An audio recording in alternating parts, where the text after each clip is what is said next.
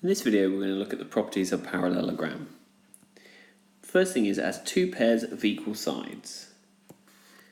These are the same length and these two are the same length.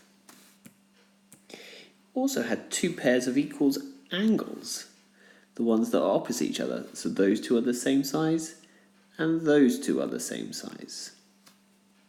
It does have two pairs of parallel sides, as the name parallelogram suggests. These are the same, these are parallel, and these are parallel. Now going over to symmetry, it has no lines of symmetry, but it does have rotational symmetry of order 2.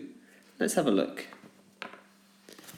So, see when the dot comes back up, how many times does it fit inside itself? So there's 1 and 2. So that's order 2 rotational symmetry.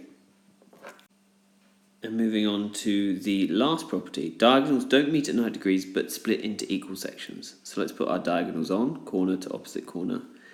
And what you'll see is they are definitely not right angles here. But this is the same length as this, and this is the same length as that.